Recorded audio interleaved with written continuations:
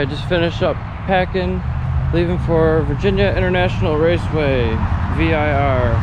Alton, Virginia, heading down there, taking California Superbike School as a student. And then the goal is, it's a job interview. It's an evaluation to become a coach for them. So this is my friend's 2008 ZX6R Kawasaki. Letting me use it for the weekend. Be heading out in a couple of minutes here. Just finished up packing and driving about 11 hours, getting there tonight, camping, and riding tomorrow.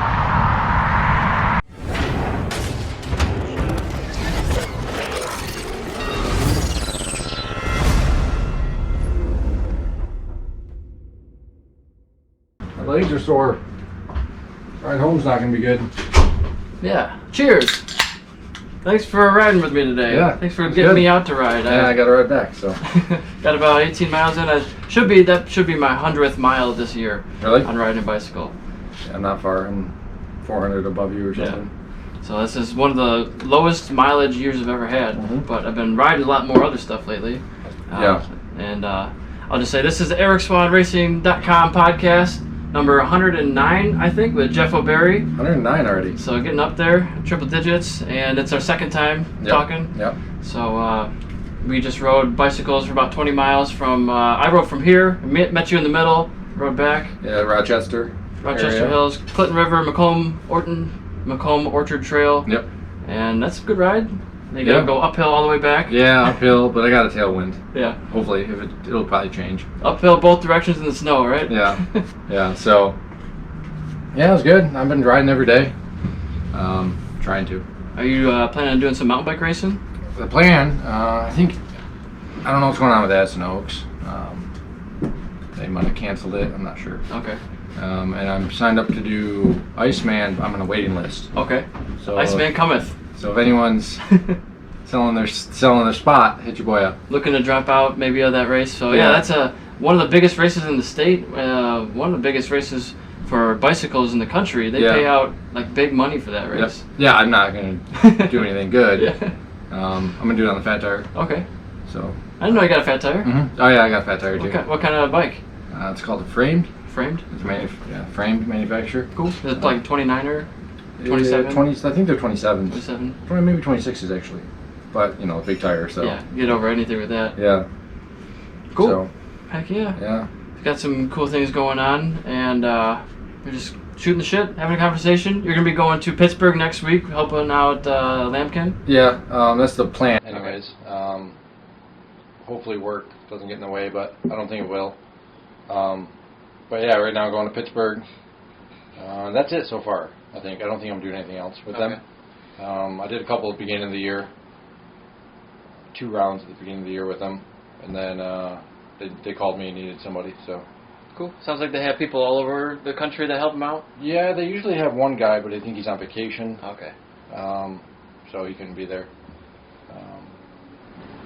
I started a new job, so I couldn't do it this year. And then left that job. So now I wish I would have just continued with Nolan. But it is what it is. Yeah.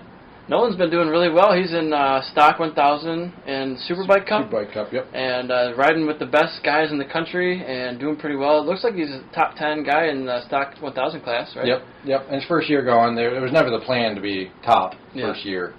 Kind of a learning year. I think he's got a couple-year contract. So nice. Next year, I think, is the year to full attack. Okay. So. And he got a kind of a late start with that bike. I think they were having some electronic issues and the ECU, and he didn't even make the first couple rounds. I think 1, 2, round 1 and 2. Yeah, maybe 1, 2. I can't remember. But yeah, no, they didn't have electronics for like you said, they're the last people to get it. And he was worried about they didn't do Coda. I don't think they did Road Atlanta. Okay. Yeah, that sounds about right. Yeah. Which is a bummer. He's done really good at Road Atlanta. That's where he got his first podium. It's a fun track. Yeah. It's a tricky track. I wouldn't say it's that difficult, but there are some difficult sections.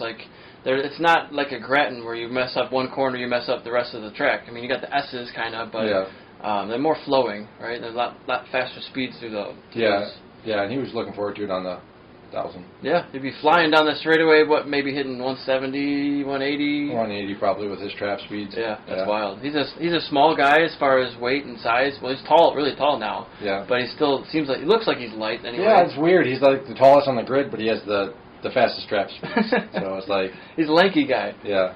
And I think that helps maybe with aerodynamics, because you have maybe better profile on your back end. Yeah, I mean, it seems to be, because he's the fastest, trap speed, so... You think that has to do with maybe his corner speed, his exit speed, or is all just physical dimensions? I don't know, because watching him exit corners, he's not really gaining on anyone. He gets on the gas pretty hard, but he's not. That's not like, oh wow, look at him go. You know what I mean? Yeah. So really smooth, and so it's not that. Even on the 600, he was the top 3 trap speeds of the whole weekend, like every weekend almost. So yeah, it's just weird how that it works out like that. Maybe being taller is actually an advantage. Maybe, yeah, like Corey Alexander type, Yeah. 23. He seems like he's pretty big on the bike, or even like a Josh Gardeau. He's pretty big on the bike. Yeah. And So, they seem to make it work. Yeah. But we'll see. Pittsburgh should be good.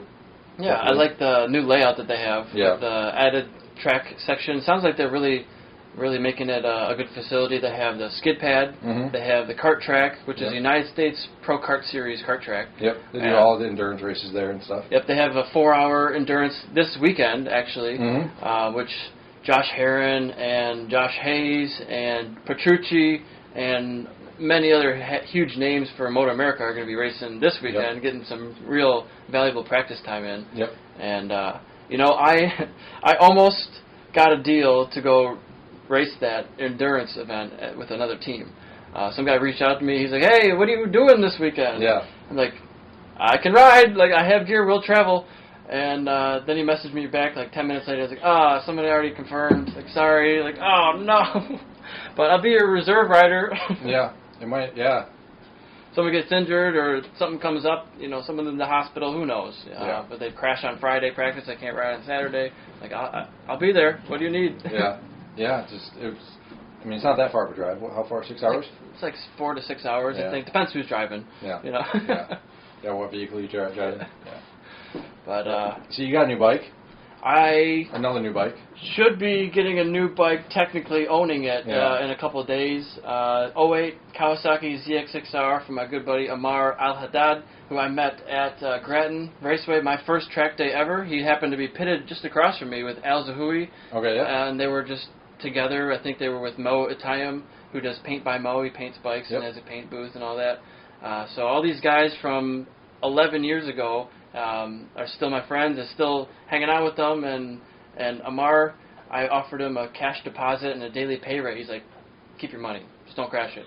And I didn't even think he was going to try to sell it to me. Of course that's what he was trying to do. He's like, yeah, just test it out. You don't owe me anything. And I'm like, okay, I'll buy it. Yeah, exactly. That's how it works. I wasn't planning on buying it. That was not the goal. I was just wanted to get back up to speed to do this California Superbike thing, so I took it out for July 4th weekend. It was Saturday, Sunday, Monday. Yep. And it's a 14-year-old motorcycle. I got there with used slick tires, and I didn't change the tires. I just kept them on. Yep. I had no idea how many laps he had on them, but I got through the weekend. I kept it on at least one tire, except for the jump, Yeah. And got to 25s. I did 125.5 on a used bike with I'm not even used to yet. Yeah. So I was really happy with that, and I know I'm leaving a lot of time on the table still in the braking zones. I was not going nearly my hardest. It's not your bike. You're just getting back into it. Yeah. Like, there's no point in going out there and being a hero. But I'm being hard on myself. But like I know that there's another couple seconds out there in these certain areas, and I'm like, oh, I know where to get that time. You know, if I start really. Well, that's the nice thing about that, though. You don't really need the time. Yeah. It's not like you're racing. Right. But I want to. Yeah. And there's Is that the plan? Yeah, I don't know how soon, but I'd love to do, like, there's Road Atlanta coming up in another couple of weeks for Wera. Okay. And if I were to do that and have a successful weekend, not crashing and all this, then I could potentially do the GNF at Barber. Not as a flag marshal, but on the bike riding. Yeah, so I'm like, maybe I could figure that out. So I don't know if that'll really happen or not, but it's kind of in my mind as an idea. So, Never done GNF? I've never even been there for it. I did it 1 year, just 2012. That's the only year I did it. And then I just had mechanical issues. I had transmission problems in 2013. And 2014, I think it just didn't work out with my work schedule. And then 2015, I had my crash, so I wasn't riding at that point of the year anyway. So it's like I never really got a good opportunity to go back as an expert. But I contacted WERA, and I asked them about my licensing status, because it's been 7 years since I did that's not true. 7 years since I did a sport bike race, but I just did Supermoto, Motard a couple of weeks ago, a month or two ago. A month, something like that. And at Jackson, so I have raced the motorcycle since then, but not sport bike. Yeah, you did about 1 million laps. Yeah. So that should count for something. Yeah, I mean, I was trying to do at least an hour at a time sessions out there, and that's you can't go 100% for an hour, but you can go close to it. Especially that small track. Yeah, 25-second laps for an hour. Just left, left. It's one right turn, it seems like. Maybe two. It's mellow, right? Sort of a right. Kind of a right turn. But yeah, so I'm looking to get back into riding more, and I'll be coaching for, I think it's Sport Bike Track Time is hosting the event on Monday. Yep. The 15th. Ducati Day or BMW Day? Or I don't know what dealer, but Owen just told me it's a dealer day. I'm like, okay. I didn't get a lot of information. So out of that, I'll be getting a free track day. I think I'll be using that the 28th. If you want to come out and ride or whatever. It's a Sunday, end of the month, August. Okay. I think I'll be able to do it then, because I just signed up to do an advanced rider course through MSF to get trained to teach that, and that'll be like 25th, 26th, 27th of August, and then the 28th I'll have free to do the Grattan. So okay. You're doing a lot of riding lately. Yeah. So. Yeah, I am. I'm cutting back on riding. But you're doing different riding. You're doing mountain bike riding. Mountain biking, but motorcycle riding I've kind of stepped away from again. Yeah. For a bit. You sold the full send Husqvarna? Yeah, sold the 450, sold the 50. Okay. I can always get another 50. That's easy. Yeah. But pay off some debt. Nice. Have a little bit of money in the bank. So it's important. Yeah, and I'm enjoying mountain biking again. Being less hard on myself about time. Yeah. First time I did it, I want to be like Mr. Fast Guy, and you can't just go out there and be Mr. Fast Guy on a mountain bike. These guys put in thousands of miles. Yeah, and I'm like, I got 500 miles, But so I'm just out there having fun, and I'm having a good time. Good. It's a good, cheap sport to get into once you got a bike. The bike's kind of expensive sometimes. You can get a bike for $500. It's really not that expensive. Even $350. My first bike was $350. I rode it for 2 years. Yeah. So that worked pretty good. Now the stuff we got now is a little bit more expensive, but I should have it for 5, 6, 7 years. Oh yeah, easy. So, I probably had yours for 3, going on 3 years, and so I still have my original Trek VRX 200 from year 2000. That's 22 years old now. Yeah, it's fine. Vintage bikes. Yeah, and that's a championship-winning bicycle. Yep. In beginner. So you were racing the higher classes than I was. Sport. You were in sport. I thought you did a couple expert or elite maybe. No elite. I might have done an expert. Pretty sure you did something above me, at least for one event. Yeah, I think I did an expert and I got like last, which is fine. Someone's got to be last. I don't care. This year I'm probably gonna do all expert. Okay. And just get last and learn something maybe from people. You'll follow. You'll see what they're doing. You pick something up here and there. And just the longer you're on the bike, the better. One more lap, and so I don't care. I don't need to finish first. I don't care. And it's brutal when I'm starting off in beginner. Okay, 1 lap. I can do 1 lap. 2 laps that pace. I don't know about 2 laps. 3 laps that pace. That's not me. Well, this is the thing though. You think you're tired, and you're not even close to tired. It's just your body's lazy. Yep. You just keep going, and it's like, oh.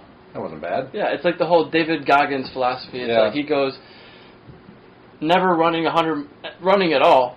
It's running 100 miles in one go. I mean, that's kind of the dumb way to do it, really. Yeah. You're going to break your body. You're not going to be able to do it tomorrow. Yeah. But your body can physically do it. Yeah. It's just you have these mental blocks that stop you all the time. And your body's just lazy and wants the easy way out. Twinkies and beer. And beer. Yeah. So. I'm not a huge Twinkie guy. I'd rather usually drink a beer than have a cake or something. Oh, I'd have them both. Yeah, that's my problem. Is I'll have them right next side by side. Or beer cake. There you go. Yeah.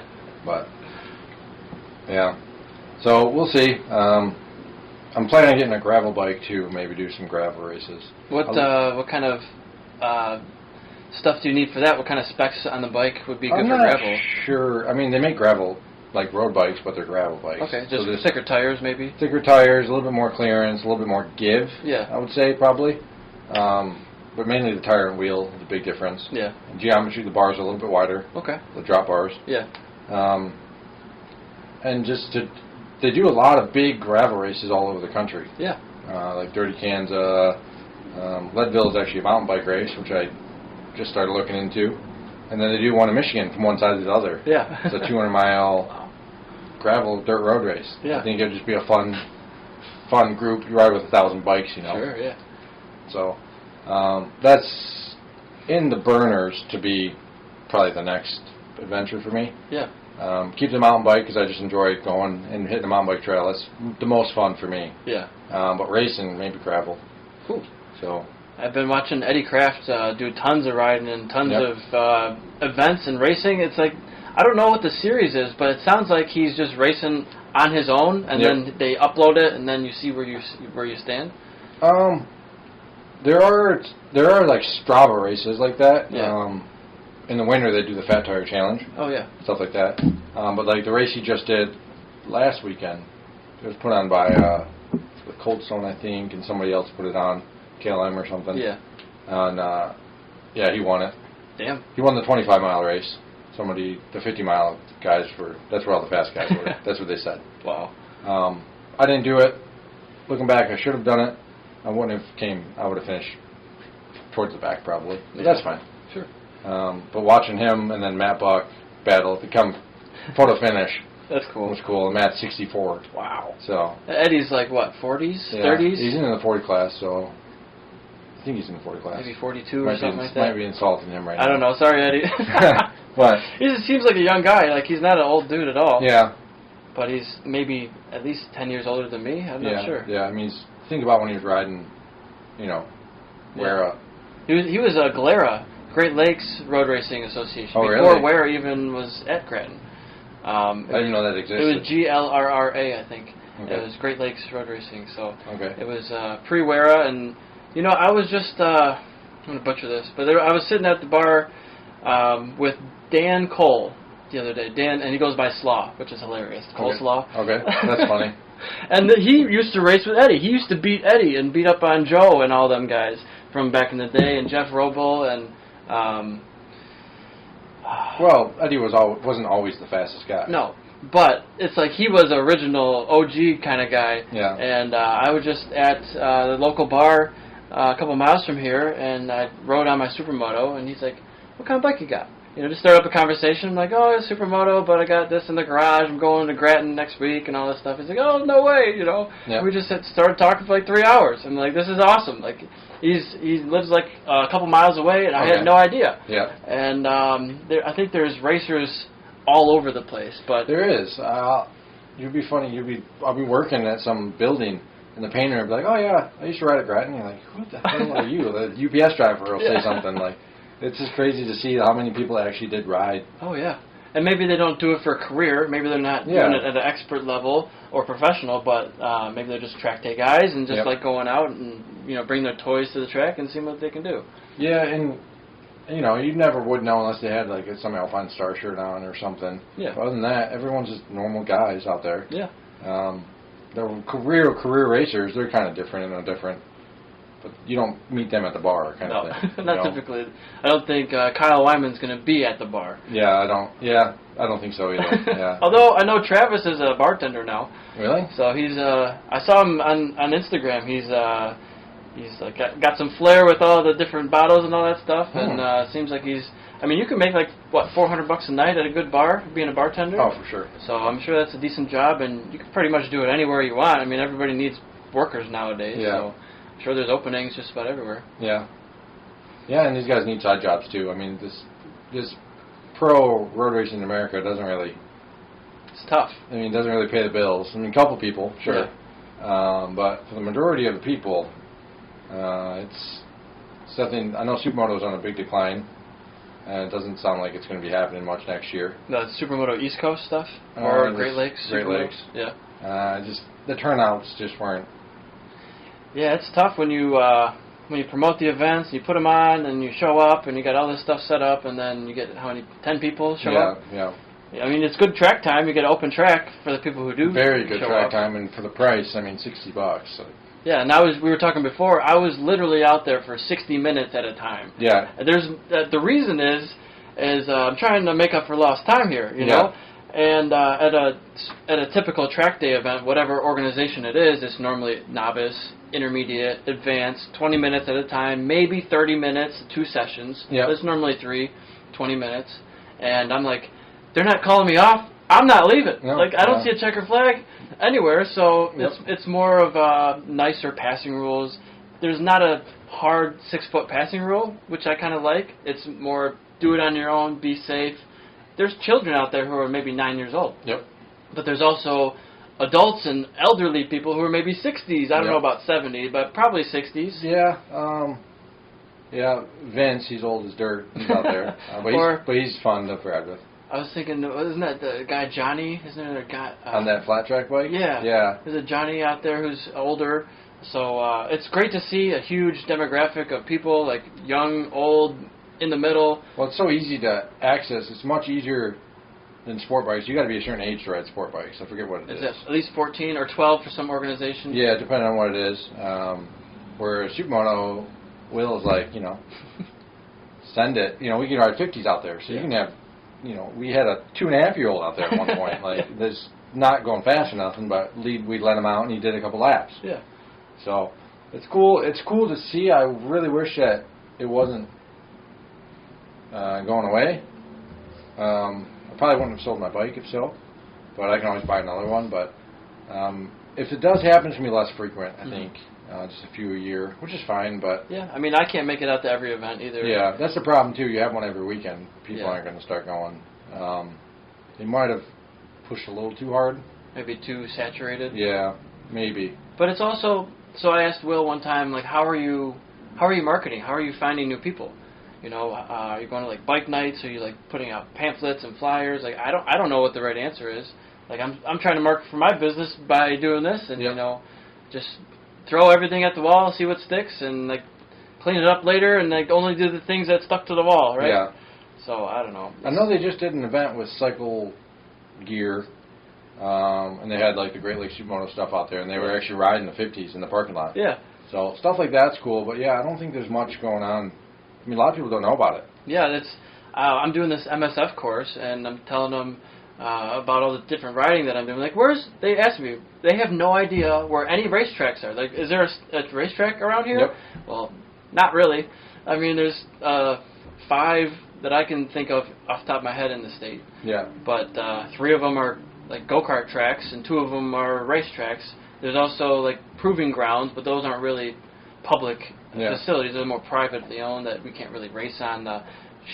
what is it? GM Proving Grounds. Yeah. How cool would that be to go there, though? Yeah. It'd be super expensive to rent that facility out. Yeah, there's no way. I mean, they don't. They're not making. It's not an money. option to rent that. But they're like probably the best track. Yeah. In Michigan by far. For sure. And so, it's just it's hard to find out about information, which is one of the reasons I'm trying to do this. Is just spread the word. Like, I know. Just get it out there so people know there's a kart track in Jackson, Michigan. Yep. That's the Triple Crown of all crowns. They have a 25-second or so lap on the pavement. Yep. Then they have a motocross section that Will has built himself, and that leads into a flat track. Yep. It's the only supermoto track that I know of with all 3 disciplines, with a concrete, moto, and flat. And so people have asked me, how big is that flat track? I don't know. Is that a quarter mile? Is it an eighth mile? It's pretty small. Eighth mile, probably. Eighth mile? Yeah. And that was the first flat track I've ever rode before, and that was pretty cool. Yeah, it's interesting. It's hard. It's very difficult. You feel like you're going a million miles an hour. You're going like 17. And then you see the video and you're like, you're about to fall over. Like just tiptoeing. Yeah. And I wasn't really getting sideways or like sending it on the flat track. I'm just trying to stay on the bike and go around the corners and like, okay, I'm still on the bike today. This is good. Yeah. It's amazing how bad the slicks feel. Yeah. On supermoto or on a flat track. They feel okay in the moto, but the flat track's pretty. It's pretty chunky. Yeah. Pretty chunky with a lot of big rocks. and it was just groomed, so Yeah. it was not. There was no groove. There's no If there was line. a blue groove in that flat track, that would be a blast. Yeah. I feel like to see what that would kind of feel like. Just take a couple hours and 40 people on the track to do it. Yeah, this problem is there's not even 40 people there. Yeah. And for the racing you get, it's cheap. They do the Triple Crown events. You can race from sun up, and they race till like 11:30 p.m. Wow. all through the night under the lights. They have lights that come on. Yeah. And it's like $80. That's like nothing. And you can race until you literally break your motorcycle. Like, you can't race anymore. Yeah. And it just blows me away that, and that's for all weekend. That's Friday, Saturday, and Sunday. Yeah. It's not like for one day. Sure. That's the whole weekend. Costs that much. So it's, yeah, just the more people that find out about it, the problem is then they got to buy another bike. But you can rent one from Will if you wanted to. Yep. He has 100s, which people don't really look at as fun bikes, but they're the most fun bike on the planet. Yeah, I rode his 100 Honda 100. Yep. I rode the Cowie 250 and the Husqvarna 450 Yep. for a couple laps, and the 450 is a monster. It's a wheelie monster. You just get it, you touch the throttle, your front wheel's up. Yep. It's like, this is ridiculous. Yeah. I mean, they make like 65 horsepower. And it's what, 200 pounds? Like 212 or 212? something. Yeah. Wow. So it makes just less than your 600. It weighs Way less. 200 pounds less almost? 150 pounds less or so, right? I'm not sure what the race spec 600 weighs. Yeah. About 400. Probably dry. Maybe a little over 400. Yeah. I know that Al's was a CBR 1000. I forget what year it was. But it was the lightest 1000 ever made at the time. Okay. So he was always talking about, the weight savings. Like, this is the... Didn't he have a Honda? Yeah, it was a Honda. Yeah. CBR. He liked it a lot. It was the highlighter bike. It was so bright you couldn't look at it without sunglasses on. Yeah. Yeah, there's days where I miss Grattan, but just the amount of effort Oh, yeah. that riding a sport bike is. All the maintenance and the repairs and... And I'm not just going out there riding. When you're coaching, you're about to learn this. Yeah. All the effort Yeah. it takes, because you never get a break. Yep. And if you want to go have fun, you got to do double sessions now. Right. Which is fine, but... They said, yeah, you can ride however you want if you don't have students. I'm going to have students all the time, right?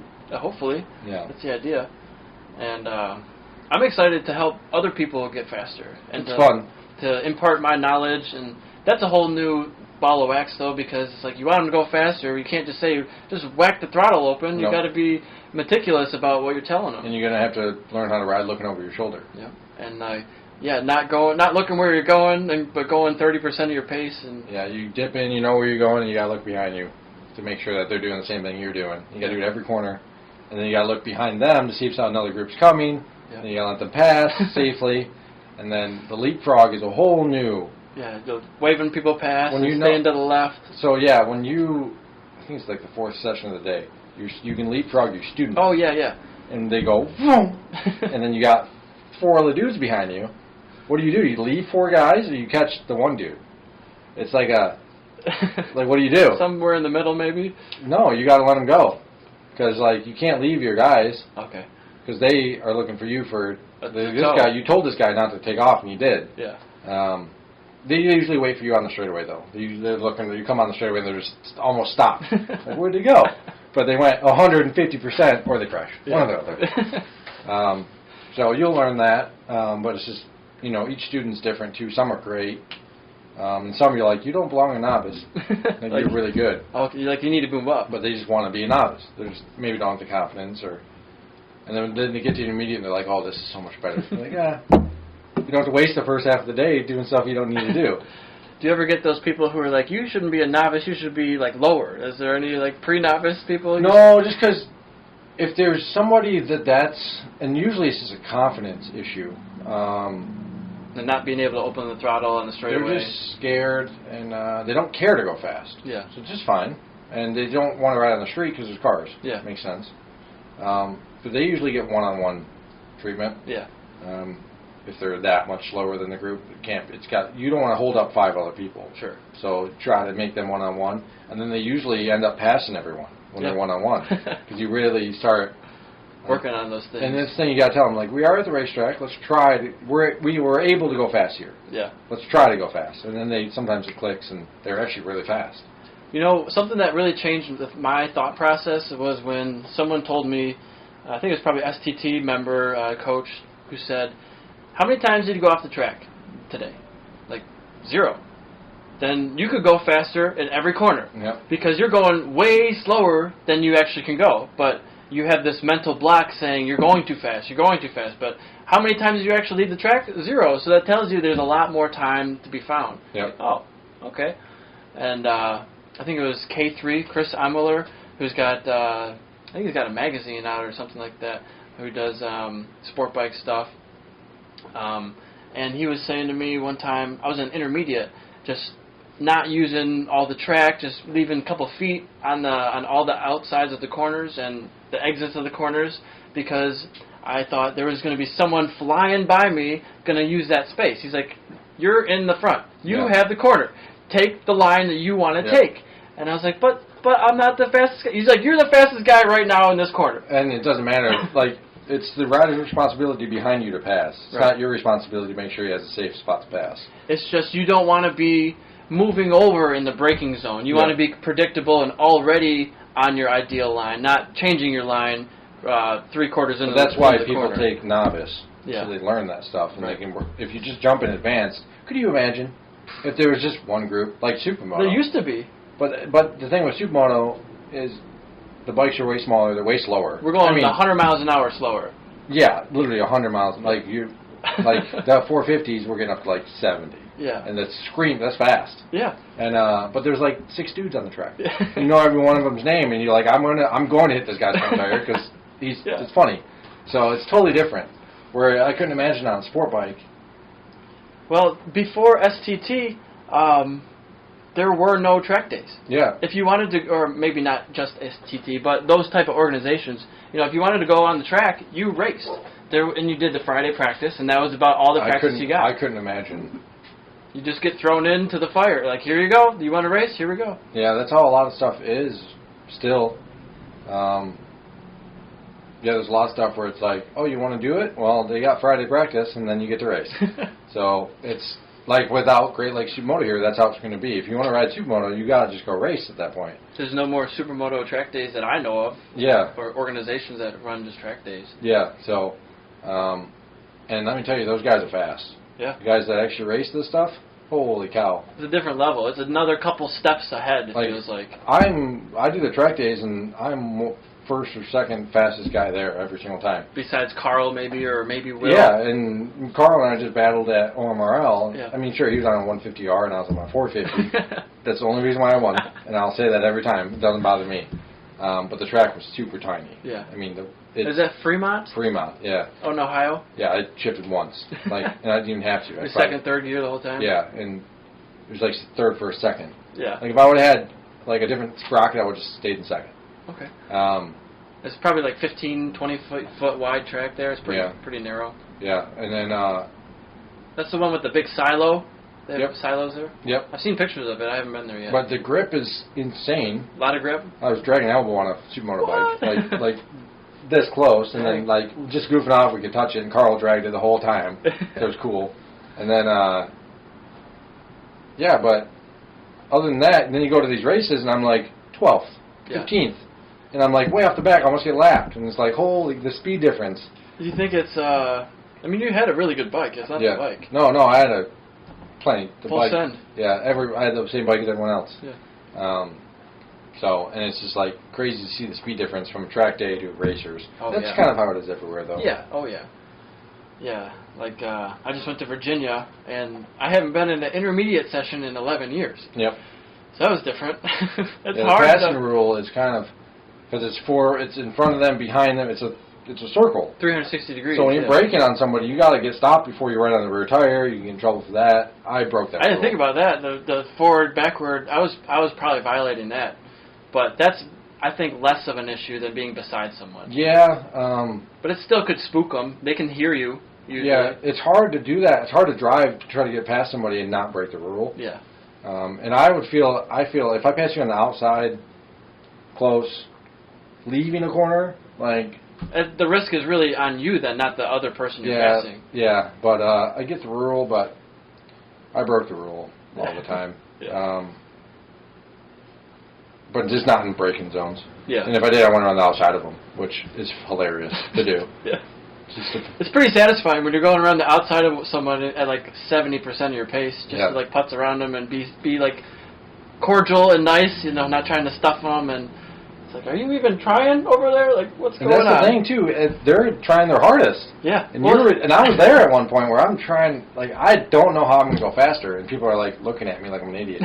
You know? It's all levels. Everybody's at a different level. Like, if it's your first track day, not to disparage anybody, but you're gonna be slow. You're gonna be going like faster maybe on the street than you did at the racetrack your first day of novice. Yeah. That's what I felt like when I did my first novice session. I was like, I literally go way faster than this on the street. Yeah. Can we please go faster? Yeah. This is not the group for me. Like, I'm wasting my time here. Yeah. That's what I thought in the first session of novice, and then it gets progressively faster, and then they have not just one novice group. There's like maybe 6 different groups, depending on how many people show up. Depending on how many people show up. Yeah, so there might be a fast novice, and then the group number 7 might be the slower people. And if you're listening to this and you're going to the track, don't lie about no pride. There's no pride at the racetrack, because you're just gonna wad up your shit, which is hilarious. You're just gonna, like, that's the only way you're gonna impress people at the track is by how messed up your bike is at the end of the day. So, no pride. Like, if you think you're group 4, raise your hand for group 4. Don't raise your hand for group 1. Yeah. And then mess up everyone else's time in group 1. You're gonna learn real quick where you really stand. Yeah, maybe not first session or second session, but by third session or lunchtime, you're gonna learn real fast. Group 1's decently fast. Oh yeah, the group 1 people should probably be intermediate. They are usually group 1 and 2, even sometimes 3. You know, and like I said, you get the liars. So group 2 sometimes faster. I've had it with group 5 is the fastest. Yeah, well, sometimes you get really humble people who don't want to say I'm fast, who don't want to be in group 1, don't want to have those eyeballs on them. Yeah. And they're like, yeah, I'm in 5. It doesn't matter. This young kid can go in the 1. You know? Yeah, and then they just rip the whole time, and they're shredding, and we're leading everyone. Yeah. So. Now, I always felt like intermediate was the most dangerous place to be. Always. Because you have such a big skill gap. You have people who are just coming up from novice, who's their first day in intermediate. Which are usually the best people. Because they're still safe and they're doing the really nice passing and only passing in the really good areas. And then you got people who should be advanced, who are sandbagging in intermediate. Because they want to be track day winners. Yep. They want to be the fastest guy in intermediate. Yep. And then you got massive speed differences where they're braking. I accidentally went out in a intermediate session one time as an expert racer. So maybe it hasn't been 11 years. But it was at Autobahn.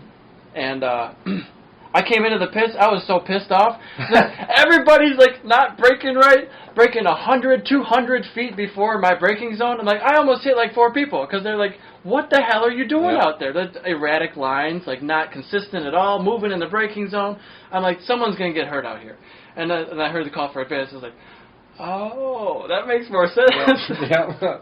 So I went and made some apologies, and I just made a mistake. Sometimes they delay the sessions. You got to be listening to those calls. And you're just trying to hydrate, and there's a lot going on, checking tire pressure, and it's so much work. Yeah. So you drive 20 minutes and you have a 40-minute break, but that 40 minutes is the fastest 40 minutes on the freaking planet. Get and some then water. The 20 minutes is the longest 20 minutes when you're out there riding. It's like you'll be riding, you'll be like, where the heck's the checkered flag? Like, I am over this. Yeah. I've done it 15,000 laps, I feel like. Yeah. And then, I think it was the first session of VIR.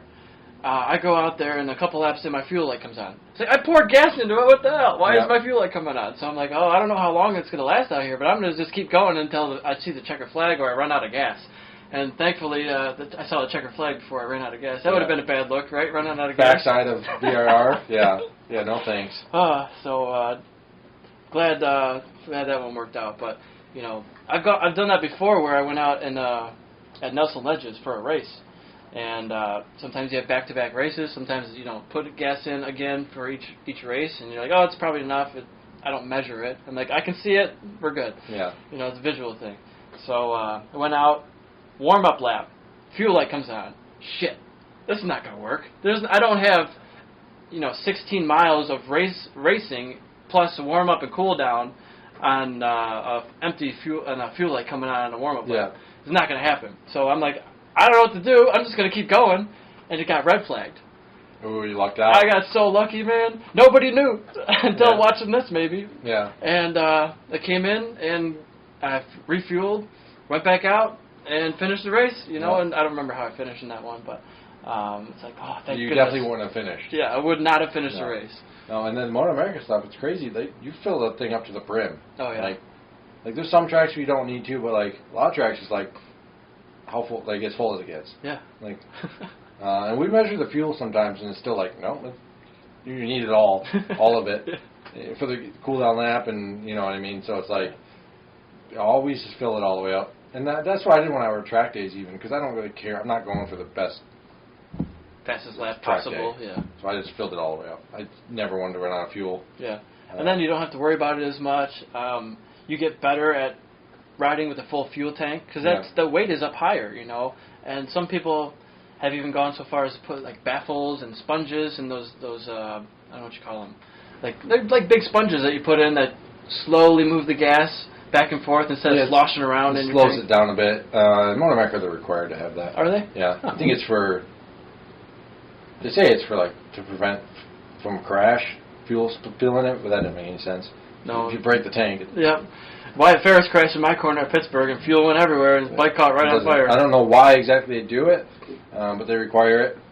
I don't know why. Maybe for I don't know if you put like a rock in someone's gas tank, if that sponge would maybe stop it from going into your fuel. I mean, being maybe sucked up, maybe that kind of thing, or like debris. But you ever heard of people sabotaging other people's motorcycles at a race? Not in the pros. That doesn't really happen. Everyone locks their bikes up though. Yeah, because I remember Eddie would always like reload all his bikes and lock it up at the end of the day. I'm like, my bike's just out here for anybody to walk by and touch and do whatever they want to. Like, I don't have any cameras. You don't have anywhere to lock it up, but you can put on your open trailer. Yeah. What are you gonna do with it? I don't know, but one time I heard someone found like a M&M's wrapper in their like airbox. Like, I don't know if you just sucked that in randomly or somebody stuck it in there. Like you could totally hard to get sucked in.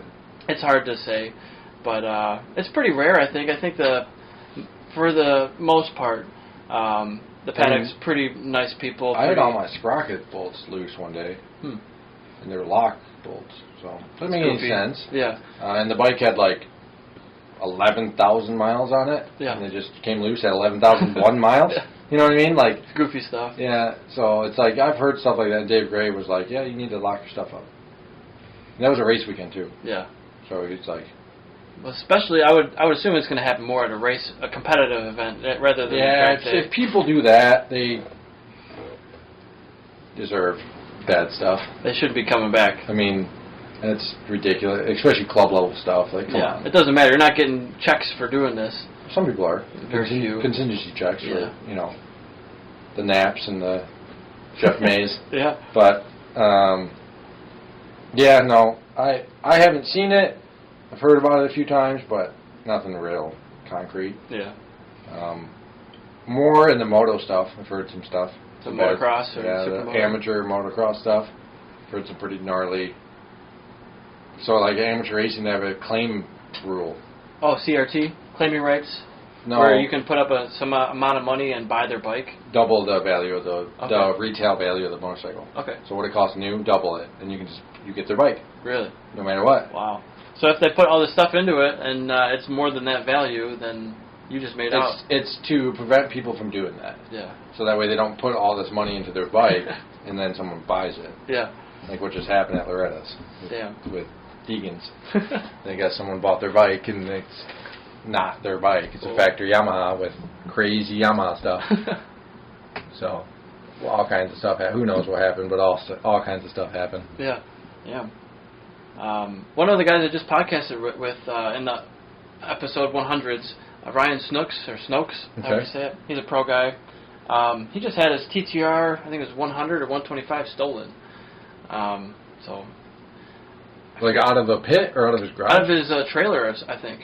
Like near his shop. Okay. Someone broke in and stole it like a week ago. Yep. So that happens too. And I was just talking about this to somebody else. Those tiles, Find My iPhone tiles, keychains, anything over $1,000 should have one of those buried on it somewhere. Yeah. The GPS tracker locator, I think those are They Bluetooth. have those Apple tags that are like this big. Yeah, exactly. I think some of them are Bluetooth, though, so it only works if there's a Bluetooth in the area near it. but it'll give you like a couple 100-foot radius of where it is. Yeah. Which would really help you steal it back or call authorities or something. Yeah. Yeah, and then you got to have it registered, your name. You got to have the title. Yep. And prove it's yours and all that's that. the tough part. Some race bikes, like, yeah. I don't have a title for my XR100. Yeah. It's hard to get, right? You had to retitle it. I don't even know if they have titles. You know what I mean? Like, it's not a street bike. No, I don't even know if they. I don't even know if they have titles. It's probably a bill of sale. Yeah. Something like that. But I don't have it. You know what I mean? So it's kind of tough. But like, I feel like if I had like a $15,000 dirt bike, yeah, I feel like I would have some information on it. Tracker. Well, I've seen for bicycles they make specifically. It's like the bar end for a bicycle is a tracker. Okay. So it looks like a bar end. You can't tell. You can't pull it apart and see anything.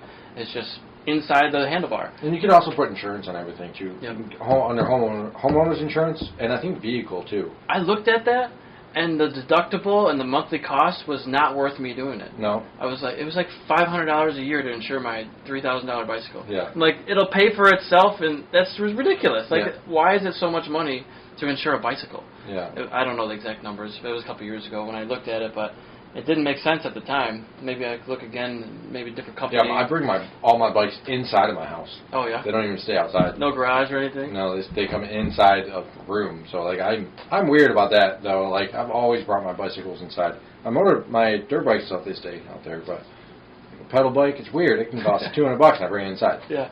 Well, it's like the animal thing. I mean, they're cold too. Bring them in, you know? Yeah, yeah. I remember when I lived at home with my parents, I brought my first 600 inside in the winter. Yeah. Because it was my baby. And and then the older you get now, I'm like, I don't give it. Leave it outside. I don't care. I brought my the 09 600 in my parents' basement. It was an 07 600. Yeah. Yep. Yep. But it looked so good and took care of it really well. And then we get on the track and like, it's just a machine. After a certain while, you realize they're not babies anymore. They're just machines for a tool, for a job. Yeah. So, but it's just funny how different it gets. And the XR100, man, I beat the brakes off that thing. I love it. That's the one thing I probably won't get rid of unless I had to, but it's not worth getting rid of. Sounds like a good all-around bike for learning, for not having too much risk and speed. You can go over the limit and still bring it back. Yeah, you're doing like 30 miles an hour. Like, ooh, tip over. And that's what, like, Colin Edwards, Texas Tornado Boot Camp, and Corner Spin, Aaron Stevenson, they all use those. Whether it's 110s, 125s, 100s. Yep. That's the chassis to be on. I put dirt tires back on it. Okay. And just ride dirt with it. There's actually on Wednesday nights we have a pit bike league. Every other Wednesday we go to we have like 12 different tracks. Yeah. And every other Wednesday it's a different track. Okay. It's a pretty cool event. I've only done like 5 of them. Yeah. Was pit bike under 150 cc? It's 110 and yeah, 100. I'll say under 150. Mostly 110s. Okay. All 110s. I'm the only one on a 100. But it's actually a downgrade. The 110s are better. Really? They're smaller and there's easier to turn and no clutch, and they're faster. No different. And they're lighter. Everything's better about them. And 100s is not good, but it's fun. Yeah. So, yeah, that's pretty much it with me. Yeah, looking for a new job too. So what kind of stuff are you interested in doing? I would like to work from home. Doing some remote work? Yeah, that would be the dream. I say that and I'll probably hate it. Well, my roommate up there in my old room she's been remote working for a long time now. I don't know exactly what she does. Like customer service, I think, talking on the phone or helping people out with computers somehow, or healthcare. I'm not sure. But there's a lot of different things you can do remotely. I know sometimes it can be hard to find the right gig and find one that'll respond to you, and because now everybody's looking for remote work, right? Yeah. Seems like. I mean, I'm kind of looking for remote work, but I'm trying to stay motorcycle jobs. Motorcycle riding jobs is what I'm looking for right now. Yeah. Part-time stuff. Yeah, I would like something full-time, just remote from home. I was riding with a guy on the way here that was actually, he works from home on his lunch ride. On his lunch break, he just went for a ride. Kind of cool. Heck yeah. You can't do that when you work somewhere else. I mean, you're just too far away. And oh, yeah. I remember, I think, 3 times I rode from STG at my lunch break. I was like, I don't have enough time. This is, like, not ideal. I'm sweaty when I get back. Yep. Like, and then you got to rush when you're eating. So not ideal. But, yeah, if you're remote, I mean, you could be in Bali. You could be in Malaysia. You could be in Sterling Heights. It doesn't matter where you are. Yep. And it just kind of changes your life, not having to be tied to something. Yeah, and even and I could do part-time and then figure something else out if I had to. But I would like to get somewhere where it's more permanent. Yeah. Stable, kind of. Sure. So. Cool. Yeah. Anything on your mind you want to talk about, like current events or stuff in the news? I don't even watch any of that. I have no idea what's going on. I haven't watched the news in 6 months. I don't even go on like Facebook really anymore much. Yeah. I don't pay attention to anything. That's good. It's really stressful. It's like my stress is at an all-time low, and I'm not even really working, which is the craziest thing. I don't have a steady income right now. Yeah. I do kind of, but I feel like I'd be more stressed out. But it's because get rid of all that crap, Yeah.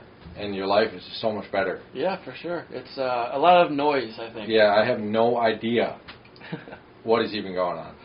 See, I do. I don't watch the news because I don't have cable, but Yeah. I do check like Google News, and I go on Facebook, and like, yeah, there's every time you do, I'm like, why did I look at this? Exactly. This is like not helpful for me. Nothing is. It doesn't matter. Yeah. None of it is really relatable to you in any way. Like the biggest headlines I was reading there, like Trump invoked his Fifth Amendment right, and he said, same answer 400 times. Yeah. Like, how does that really affect me? Like, Yeah. we know he's guilty of a whole bunch of stuff by now, right? Like, I'm not trying to get too political, but it's done. He's out of office. He's not in my frame of reference anymore. Yeah, yes, I have no idea what's going on with Yeah. Trump or anything. I have no idea. I don't know what's going on with Biden, Trump, none of it, COVID, none of it. Neither does Biden. Yeah, exactly. So, that's hilarious. But I was at a breaking point where I was like losing sleep over it. Yeah. And it doesn't even affect me. None of it does. Mm-hmm. So I just stopped one day. I haven't even really been on much of Instagram or anything. I've just been looking at mountain bikes. That's basically it. And life's been awesome. Good. Yeah. And you got a steady girlfriend now, it sounds like? Fiance now. Fiance? Yep. Congratulations. Yeah, fiance. Exciting. So, wedding's in January. Heck yeah, it's coming up. Yep. It's like a couple months. Yep. Yeah, your invitation should be here. I don't know. All right. I don't know if you got it or not. I don't think so yet. Yeah. But I've been looking for it in the mail. Yeah, so, doing that, and then that's pretty much it. So how's the girlfriend or the fiance now? Awesome. Yeah. Yeah. We've been together now for 7 years or something. So I've spent a couple for sure. Yeah, a while. And yeah, she's awesome. It's like today she lets me come, doesn't even care. I can leave the house and go do whatever I want. It's kind of nice to be like free. Yeah. As long as we don't have plans, pretty much on our own. Do you? Yeah, which is nice. She's actually been home sick for a week. Oh, okay. So, yeah. Just the flu or something? Just no idea. Probably COVID. Yeah. Who knows? But we took a test and it was negative, so who knows? But she goes back to work Friday. And what's she do? She works for a parts supplier for the big three. Okay. So, Ford, GM, Chrysler. Gotcha. I think she's Ford division, I think. She tells me every day, and I feel horrible. But yeah, she works 9 to 5 type of job. Really good job, though. Yeah. In Sterling Heights. Nice. I think Sterling. Yeah, right there. So, yeah, pretty much it. Into the same hobbies. Mostly camping. Okay. It's our hobby that we like together. Yeah. We try to do it a couple times a year. Yeah, it's a good. I never get what people say like, oh, I could never go camping. Like, you don't like being outside in the weather? We try to get like way out rustic, like try to lose cell service, which is almost impossible. Get out of Lake Orion. Get out of Metro Detroit. Yeah, like go way up in the UP. Okay. I've never really been up in the UP other than just right across the bridge. Okay. Yeah, it's crazy up. It's awesome. Marquette. One of these beers I had upstairs is actually from Marquette, not the one we picked, of course, but the Upper Peninsula Ale. I've been getting those. They're pretty good. Yeah, it's beautiful up there. We try to go in September. Okay. Because after September it gets pretty cold. It's a little chilly. Yeah. And it was cold last time we went in September too, and I still went swimming. So why not? Yeah. You got to, and then it's Lake Superior, which is the deepest one. We went in Lake Michigan. You Okay. can't go swimming in Lake Superior. It's I mean, you could, freezing. but right now it's like 60 degrees. In the middle of summer. Yeah, and that's the lake they surf in the winter. Okay. Wow. Yeah, they're like icicles the whole time. They're dry suits and they're just icicles, and they surf all winter long. Whew. You got to have a wetsuit for that. A dry suit. Well, I don't even know. It's like a thick. Even thinner, even more skin tight, probably. Just thicker overall, right? Because the water's like slushy. Yeah. So. Wow. Yeah. There's a big video documentary on it. Let's check it out. Yeah, it's cool. You know, I don't know if I told you, my brother just got back from Alaska yesterday. Oh yeah, I saw that you posted that Ironman. Yep, he did his 7th or 8th. Sorry, Kevin, you've been doing too many. I can't keep track of them, but 7th or 8th Ironman triathlon, which is the second one this year. He did World Finals at Utah. He already signed up for Utah because they canceled the Kona event, and then they moved the World Finals to Utah, and he was already pre-registered for it. He's like, I'm going to the World Finals. Like, how did that happen? And he said it was Utah a couple months ago was the toughest one he's ever done. Yeah. Because it was just, you're in the middle of the desert now, and the fastest people in the world are with you. Yep. And it's definitely worthy of a world championship event, he said. It's like, I put in everything I had just to finish, just to be able to cross that finish line. And so when he went to Alaska, I think he had it in him that this is an inaugural event of Juneau. They've never been here before, first time doing it. And he's like, it's a pretty special location. Juneau, yeah, it's over on the coast. Yep, he's like, there's nothing here. Yeah. But it was really beautiful and cool to be in such a unique environment. And I think he did his fastest ever triathlon in just under 12 hours. Was that elevation too? It's a little bit elevation. I asked him if the swim was downhill. He said it was pretty much flat. Go figure. But there is, I guess he was talking about another event that the swim is down a river. Really? The whole way down a river. So like you could just float down the whole river to get to the other side. You don't get much time. No, you wouldn't get a slow time, but you could potentially just float down the whole river and get to the end. That's cool. But yeah, so my dad went with him. I couldn't go because I had work obligations with different things, but yeah, he said it was such a unique event. They did a helicopter tour. They went up. My dad and my brother went up in a helicopter, saw some different things, and it was a super memorable experience. Yeah. And that's actually his third Ironman within 365 days. Okay. So he did one last year. I can't remember where. Yeah. But that's a lot of running. You ever gonna do one? I've done one indoor triathlon at Oakland University. It was like a timed event. It was like treadmill, swimming pool, treadmill, and triathlon, bicycle. Not Ironman. Well, it was a triathlon, but it wasn't technically an Ironman. Okay, was it the same distance though? No, it was like an hour on the bike, an hour on the timed event. What's Ironman? An Ironman is 2.4 mile swim, followed by a full 120 mile bicycle ride, followed by a full marathon, 26.2 miles. Yeah. So I have never done an Ironman. I think I could probably do the sprint triathlon like tomorrow and be okay. Yeah. It's like a quarter of the distance for each one. I think that would be very reasonable to do, and I'd like to do a sprint one. I just haven't been swimming very much or running a whole lot. Yeah. But I'm fit. I just did 18 miles today, not too bad. No. I'm not very sore. Maybe it will be tomorrow, but we'll see. Yeah. But the sprint distance and the half distance, I think, would be more manageable for me. I'm not a huge endurance, like 12-hour running kind of guy. No, but you say that, and then I see you on a street motorbike. You're riding when I get there, and then you're riding when I leave. Yeah, that's true. It's like, wait a minute. You say that, and then I think you would be totally fine. I just know that there's so many more people who would be faster than me. It doesn't matter. But I'd be probably somewhere in the pack. Like, I would not be last. I know that. And you're probably right. I should probably think about doing some sort of Ironman. I think it'd be cool. I think if there's one person that comes to mind, it's like you that I think would do it, would be fine at it. Yeah. I can't run to the mailbox. Yeah. So I know that's going to be a problem. If I could just swim instead of run the whole time, I'd be fine. Well, we did the Tough Mudders, together. Yeah, and you How were many like, years ago? I told you to go ahead and you sprinted. Gone. So that shows you how much I can run. Yeah. They just did another Tough Mudder in Oxford. Oh yeah, the Keoning Yeah. sand and gravel place. Yeah. That was a cool event. I think the last one I did was 2017. So it's been a couple years since. Yeah, I would like to do another one. They're fun events. I just stopped doing them because I was like, this is just an event. This is not really a race. Yeah. But that doesn't mean it's a bad event. You Yeah. know, it's just different. So I don't know. It's still in the cards, but trying to get back into the motorized sports. Yeah. Trying to do the motorsports and racing, and see if I can get back into it, see if I can afford it, and all this stuff. So. Yeah, that's. I got out of it for that reason. I just want to kind of cheaper. Not every time I rode the supermoto, it's like money. Oh yeah. Where the mountain bike.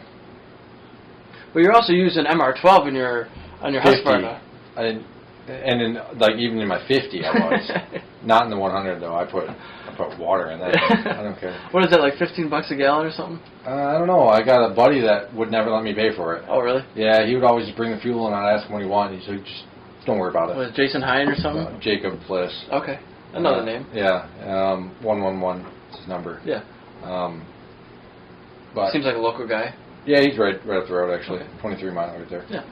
So, but and if it was up to me, I would have never even ran that fuel. Yeah. But he like insisted on it and tuned my bike for it, and that was good. Put it on the dyno and all that. Not the 450. Okay. The 50 though. What does the 50 look like on a dyno? Is that kind of silly? Yeah, it's pretty funny. Barely turns the thing.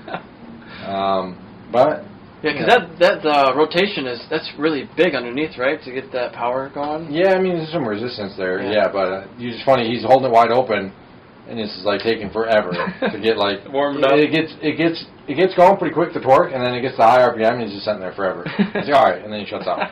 So like when it gets up in the high RPM, it's really they lose a lot of the power. I gotcha. But it's funny, they make like 3 horsepower. Yeah. You know what I mean? They make 2.5 stock or something like that. Nothing. We get them up to 3. We're like, oh, that's freaking cool. Wow. Got another half horse out of it. And we only spent $3,000 on the bike. So, yeah, it's funny. Man.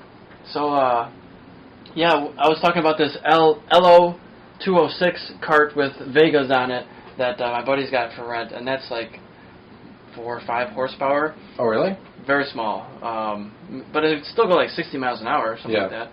And the cart that I rented from Eric Christensen last year is unfortunately sold. It was a tag cart. It was a 125 two-stroke IAME X30 horsepower cart. Yep. And when I brought that to the track, I was like, this is probably like a small cart. It's like the slowest one out here. I literally had the fastest cart, my first kart track day, at the track. Of anybody there. I was like, I'm in the wrong vehicle.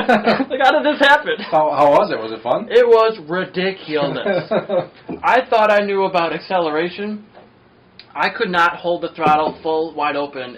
There's a kink. I went to East Lansing kart track, and there's a kink on the kind of back straight area that should be wide open, full throttle, and I just couldn't do it.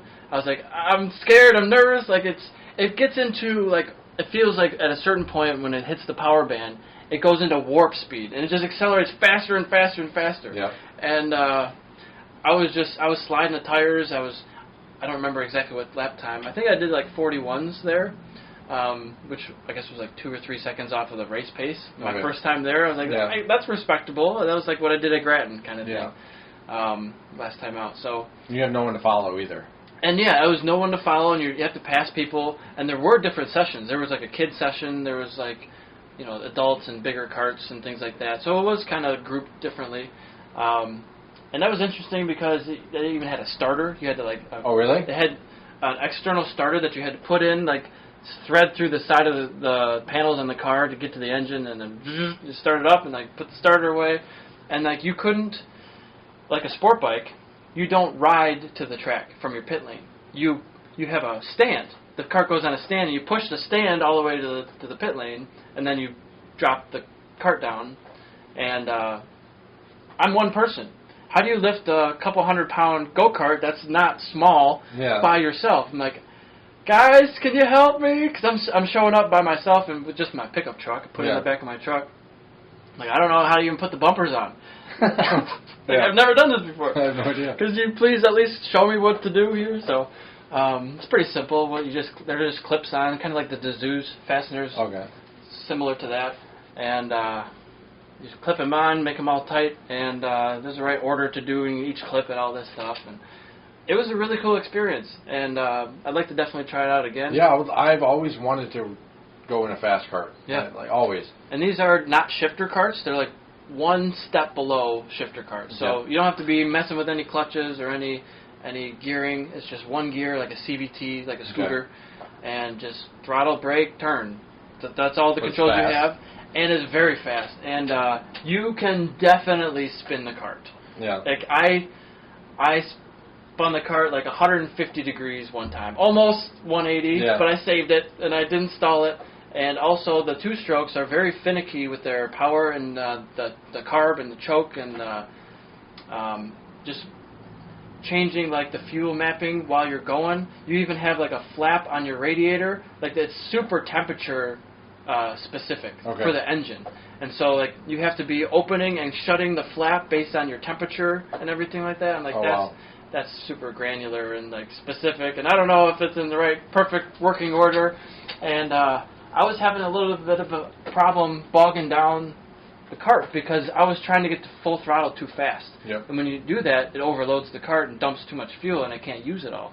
And you actually start bogging down. Yep. So you have to be way more even gradual with your foot. Okay. And I was like trying to get to like, I'm on the straight, time for full throttle, and it's like, it's stopped and it's cutting out. Yeah. Like, what's going on? I'm not driving it right.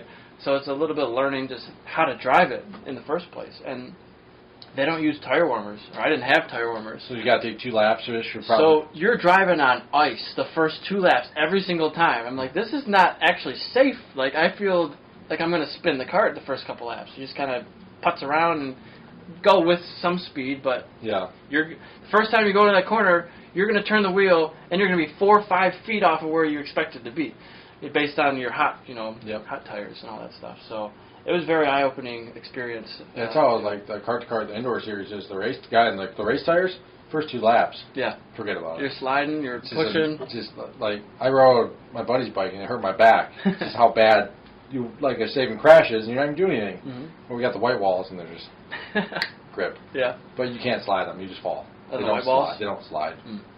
So and that trade-off. That polished concrete surface is difficult. Yeah. And then also the bumps or elevation changes on a cart are pretty dramatic. Yeah. It's all stiff chassis. You can break your ribs going straight and not even falling. Yeah. Like at the end of the day, I had there was a dip that went down kind of like that on the straightaway. And if that's the fast line, it's right at the edge of the track. That's where you should be. But oh my goodness, at 50 miles an hour, you hit that bump on your tub and right on your back. It's like it's punching you in the side. It feels like. So some people use extra foam pads, but it's just a hard like carbon fiber plastic tub. Like it's not forgiving at all. No. It might be like a half inch of maybe some matted down padding there. So it's very physical. Yeah. Yeah, I've always wanted to do it. Never got the chance to. And the track day is like $40. Yep. It's similar to the Supermoto. There's no gate fee that I had to pay. If you do 2 days in a row, they usually give you a discount on it, so it might be like 70 or something for 2 days. And then, cart rental is like maybe $200 or so, depending on what cart you get. Yeah.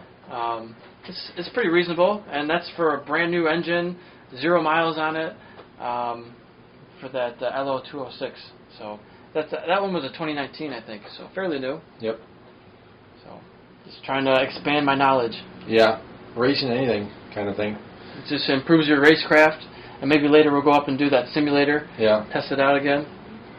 Yeah, I'd like to do more sim racing. I have that one in my house, but I never use it. The Logitech? Yeah, it's not as good. It still has a force feedback. Yeah, but not like yours. Yeah, it's definitely not. And I don't have the right seat for it. So I never play it. Yeah. I should play it more, but I never do.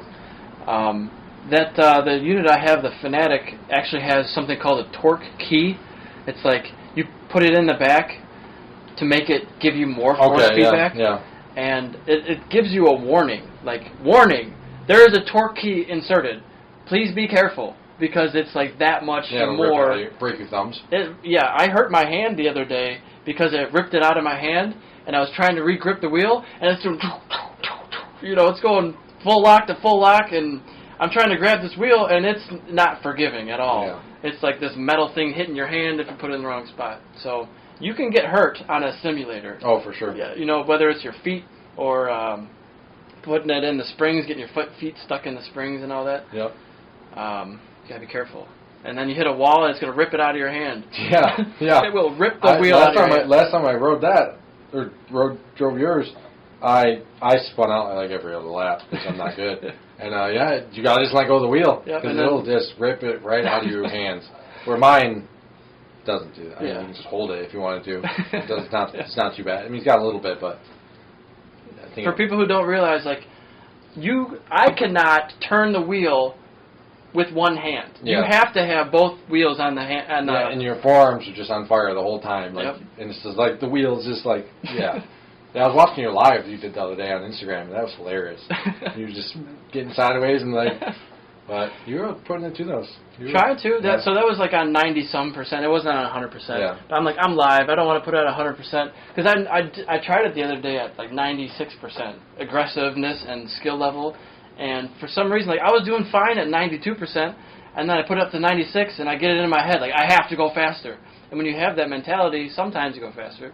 A lot of times you spin out. Yeah. You make a lot more mistakes. If you would have kept doing what you were doing, you probably would. I might have finished 5th. Yeah. I'm like, I have to finish 1st. Yeah. So that wasn't that good for that pace yet. Have you ever done live, like online with other people? Yeah, I have. I'm really trying to get my my safety rating higher before I do more of that, because my problem is I have a few too many pops, and then I go play my racing game, and I get hit everybody, and then my safety rating score goes down. I'm like, well, that wasn't good. I just lost 3 points today.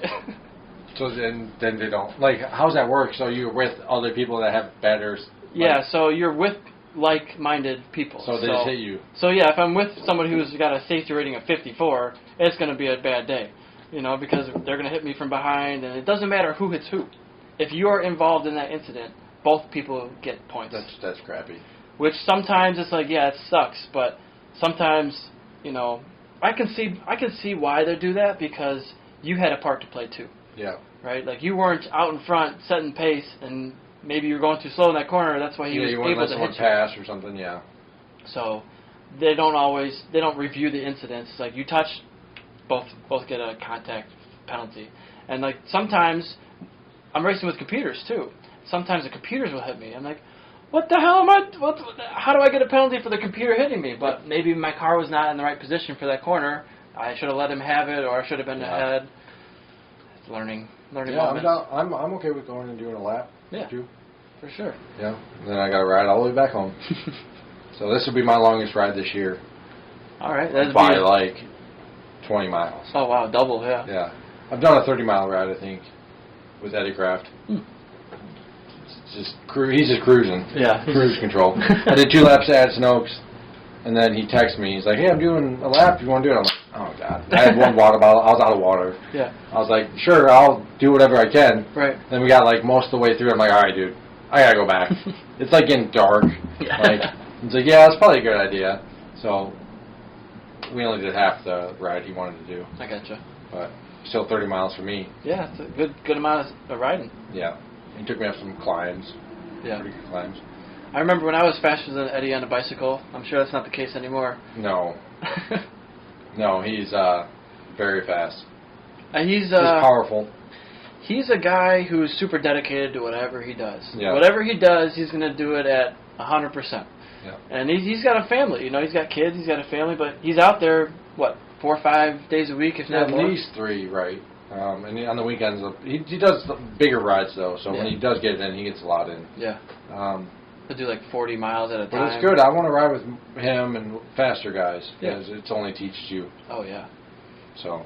You can see what they're doing. And Stoney's got a new pump track. Well, not super new, but you've been there, I'm sure, saw the new layout of that. The whole place is different now. Yeah. I went there last year, and I was just going through one of the trails, and it just stops. I was like, what the hell? Nobody had marked it yet. It was still just being constructed and changed and all that. Oh yeah, you need to go the whole. There's not a single trail is the same anymore. Really, they all changed all of them. All of it. Oh wow. Yeah, you need to go. I don't think I've been there this year. No, it's totally different. Jumps everywhere now, and they all flow together better. Okay. So I guess I've been focusing on riding my supermoto lately. Yeah. We will do a lap at Stony. Yeah. I ride it every Wednesday and Sunday there. Okay. Usually. Yeah. Sometimes like Saturday mornings I'll ride there again also. Yeah. The other day I took my supermoto and just rode around the lake and then came home. I was like, oh, did you? That's fun, you know.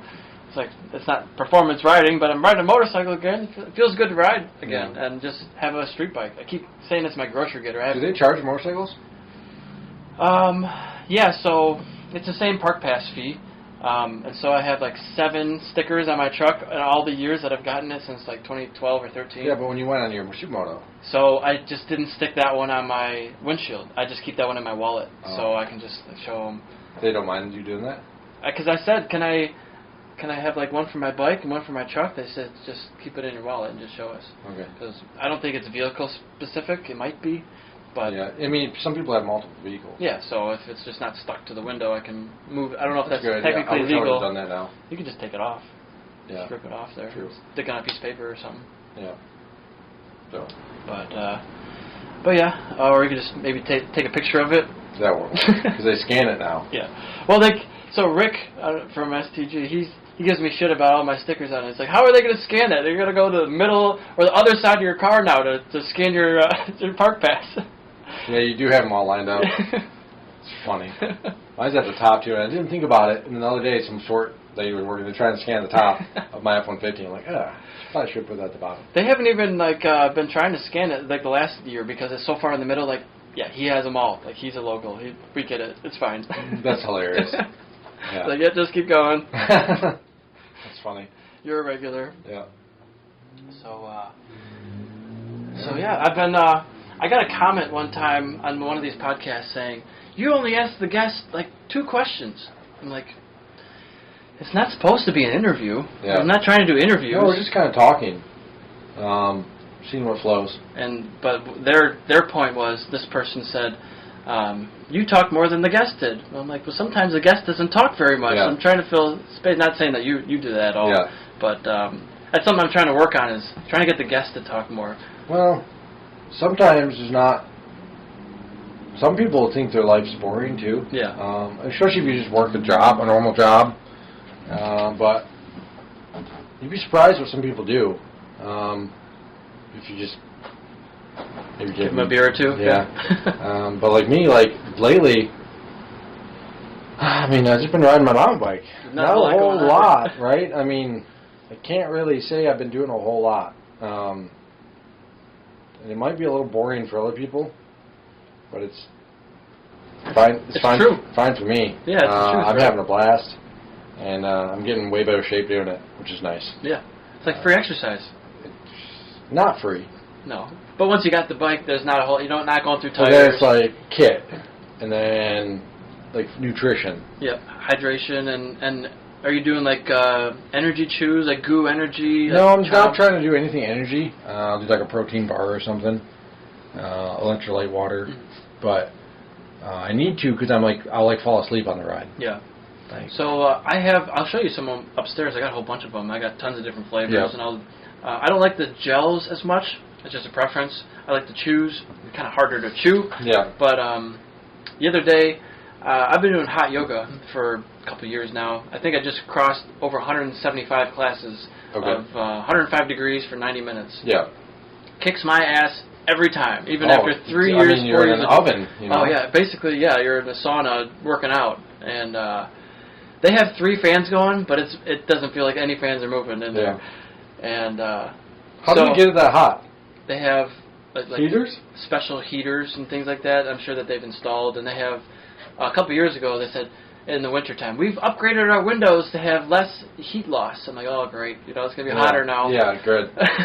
Which it is, I think. It's in a sauna, basically. And in the summer, it's even hotter, right? Because they can't control everything. And if it's 80 degrees outside, it's going to be hotter inside, and it's not perfectly always 105. I'd like to bring, like, temperature thermometer and just like see what it really is. It's like it's 126 in here today. Like holy cow! Sometimes it feels like that. Yeah. And they have like 4 or 5 like standalone humidifiers, just throwing water in the air the whole time, and they kind of shut them off or monitor them. It's not just blowing all the time. Yep. But you or I think anybody cannot go 100% because there's 2 major parts of it. There's a standing series and like balance stuff, and then that's 45 minutes or half the class.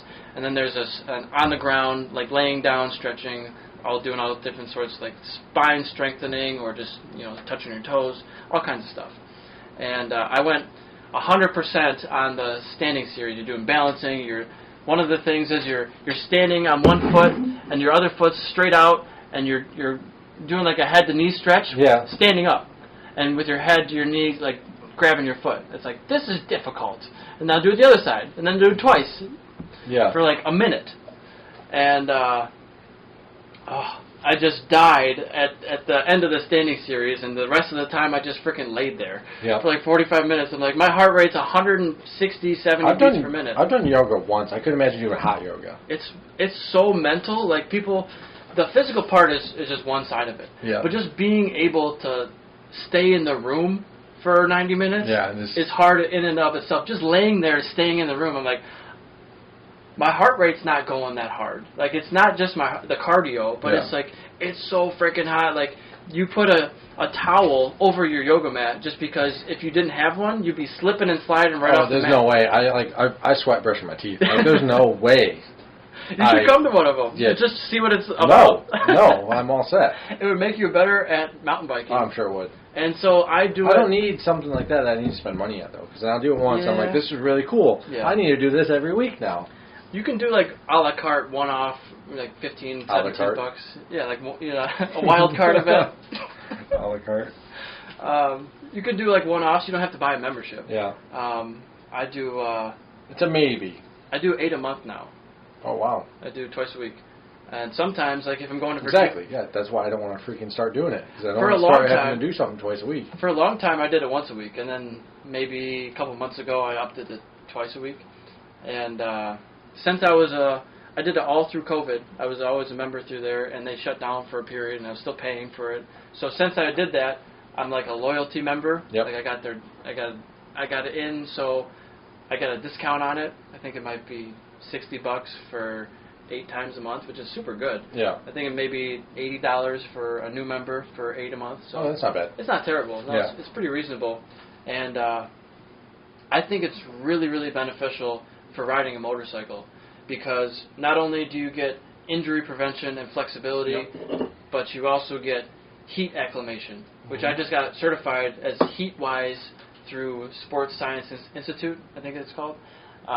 So, like, being heat acclimated is a big thing. When it's 100 degrees out, you're riding a motorcycle that's, 300-400 degrees. You're in a full leather race suit. Like, there's no shade anywhere. You're on the bike for an hour, like supermoto. It's really challenging. And so if you're already used to this heat and the next guy isn't, like, who's going to be better in an endurance race? Yeah. It's going to affect me way less than it's going to affect the next guy. Yeah, and even just like riding mountain bikes on those hot days. Yeah. It gets to you, man. Like, yeah, I can see where it definitely could be a benefit. Like, right now, the weather out today, it's perfect. Oh, Mid-70s, Michigan. So good.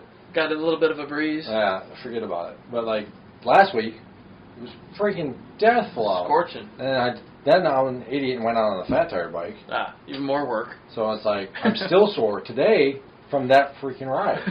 So, yeah. So I could see how it could be a benefit. And Monica would actually probably really like to do that. And I know you got a fiance, but there's tons of beautiful women there. That's why Monica, I would have to take Monica. She would actually like it. But there's like guys, there's women, there's older people, there's all kinds of different genres of people. Right. That's not the right word. You go to say it. Genres. No, that's not it. Yeah, I know what you're saying, but it's a maybe. If it falls in, when's your next one? Actually, I have no more planned, but I have to just schedule them whenever they work into my schedule. They're an hour and a half long? Yep, hour and a half. Do they have any, like, 10-minute long ones? They do 60-minute. You can do a 60-minute. I would have to do 60 minutes start. but actually the 60-minute is not for beginners. No? The 60-minute is for, which I think is kind of goofy. I think they should have a beginner 60-minute class. An hour and a half's a bit. You don't have to stay in the class the whole time. Like probably, so I've said over 175. Probably over 20 classes I've done, I've left the room and like got water, like sat out there for a couple minutes. No one's going to say, ha, you couldn't stay in here. Yeah. Like, it's not like that. It's like, just go at your own pace. Every class, probably 3 or 4 or 5 people leave the room for a minute or two and Yep. you like regain their breath and just relax for a second, cool off. Some people like walk in the shower, turn it on, come back in. That's all fine. I don't have any problem with that. I've done it myself. But the 60-minute is actually a music class. Oh, okay. So normally, for the 90-minute, they talk you through everything. Every single session, they talk you through it. It's always the same 26 poses. It's always the same thing. So after a while, you get into a rhythm, and I'm not even really paying attention to what she's saying because I know how to do it. But the 60-minute one, they don't really. They just have very small cues. They might say, "Okay, we're going on to this one. Okay, we're going on to this one," but they don't explain how to do it. Or like, Right. Yeah, they don't that- coach you. Yeah, I would have no idea what the heck I'm doing. Yeah, so they just play. They play like all kinds. They might have a rock playlist. They might have a EDM playlist. They might have a classic rock, whatever it is, playlist. And it's nicer because it's like a little bit more relaxing. It's quicker, but it's the same price. Okay. So for me, I just do the longer session. You can leave. Yeah. Yeah, you can get your That's money's what I would worth. have to do, and then I could, if I wanted to leave at an hour, I could. Yeah. And but I would recommend for anybody, you cannot go 100%. I'm going like, I'm half-assing some of this stuff just to get through it and not be able to. Yeah, there's no way. I probably couldn't even make it. It's hard. I flat out could say I probably couldn't even make it. But my brothers come with me. My mom has come with me. So, and my mom is not an athlete. Yeah. So just go at your own pace. It's just like doing insanity workouts. If you could do 3 push-ups, you do 3. If you could do 50, you do 50. Yep. And you just go to your own limit. So I find it's pretty cool and kind of a cool way to meet people that are similar to you. Because I don't always want to meet a girl at a bar. Because although I like to drink sometimes, I'm not an alcoholic. Yeah. And typically the bar girls are smoking cigarettes, and I'm like, this is not my demographic here. No, it doesn't really fit in with you. Not the lifestyle anyway. Yeah. So, gotta find like-minded people. It's tough. It is. Especially, Still looking for a girlfriend. Especially in the motorcycle world. It's very few girls. But there's more. There's more coming. Yeah. And I think more females are getting into it than ever before. Seems more accessible. Yeah. I don't know the statistics, but not as many as men. Yeah, way less. Yeah. I think my viewership is like 9% female. That's how most of the stuff is, to be honest. Unless you're doing like makeup, you could start a makeup channel. Probably look good. Get some lipstick like that girl had to be passed. Jeez.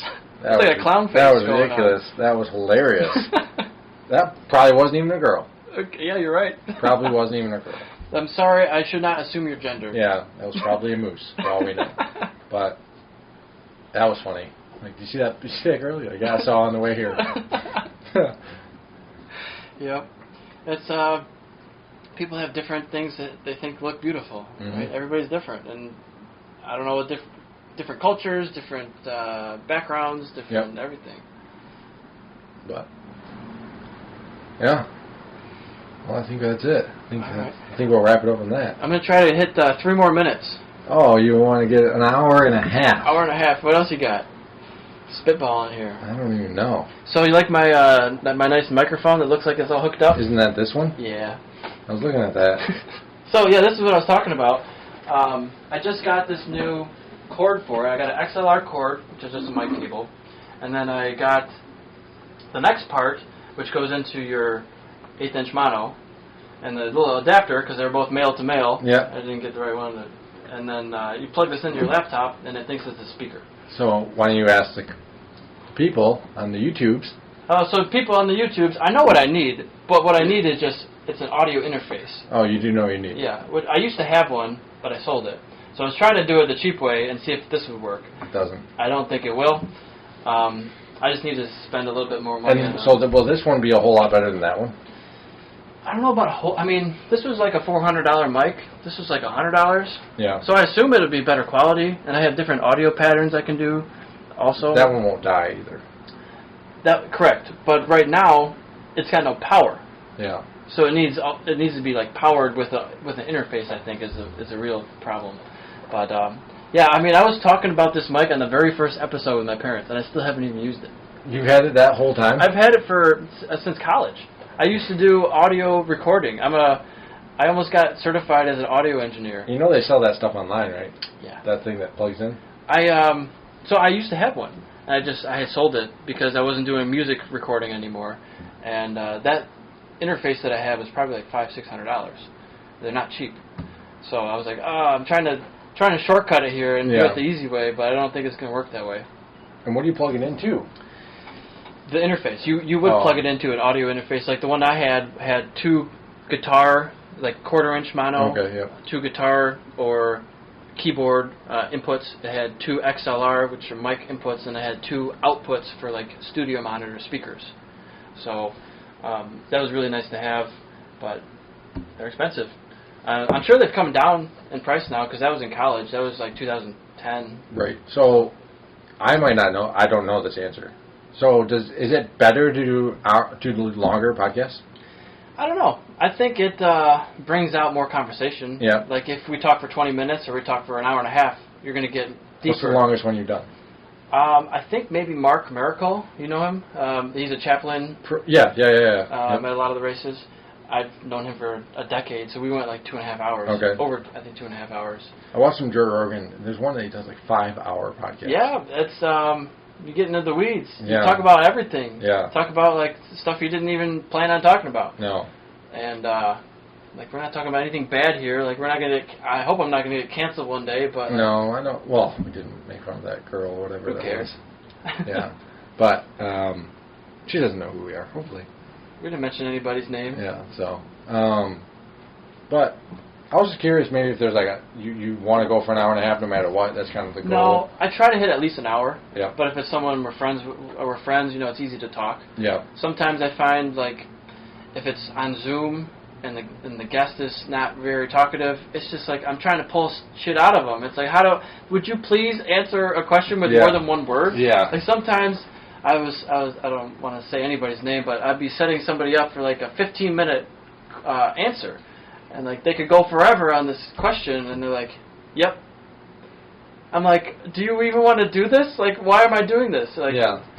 And I just think some people just don't know how to talk. Zoom's tough too. It is. It's hard. It's much less personal. Yeah. You get a lot more people talking over each other a little bit, or I'll start to say something, you start to say something. There's a little delay there. Yeah. So yeah, in person's way better. But people are all around the country, or sometimes they might be in a neighboring city, but they're just busy and they can't get over here. You could make this mobile somehow and just take it to the racetrack. Yeah. Well, I mean, you could. I just need 3 tripods, and you don't need a table. You just need some sort of power source to keep the cameras going. So generator or electrical outlet would be fine. But yeah, you could do it anywhere. It's not really bound to any specific location. It's just you got to bring cameras. Lighting is nice to have, but not perfect. It doesn't have to be perfect. Yep. Which was I was thinking you were saying like, oh, you should come over and bring your stuff. I was like, I've never done that before, but it'd be kind of interesting to try. It's kind of cool to do something outside. Yeah, you just get a lot of. You don't have control over ambient noise and But here I don't either. Like I have 2 roommates that you might have heard flushing the toilet and whatnot. I have pipes right over here. This is the toilet pipes. Yeah. And actually, they're brand new for a reason because it was smelling terrible down here. Yeah, it was leaking. This is all replaced in like the last year or two because it smells like shit down here. Literally, because there's shit pipes right there. And I'm like, this is not good. And there was stuff all over the floor here about a year ago. Really? Yeah, they were trying to replace it and knock this out, and it got all clogged in there, and it was all over the floor, everywhere here. So we got it all cleaned up, and it's the best we got. I mean, I got Hall Road, 43 million cars passing by right next 50 feet away from us. I can't control people ripping it on their engines or trucks J-braking. Yeah. It's either I'm going to do it or I'm not going to do it. I'm going to just... Yeah. Sounds like a bike. Yeah. So it's just like you got what you got, just do it or don't do it. Yeah, it's cool that you did it, though. Everyone talks about it. Yeah. Not a lot of people do it. I talked about it for years back with Kelly. We wanted to do it in 2017. Yeah. I didn't start until 2020.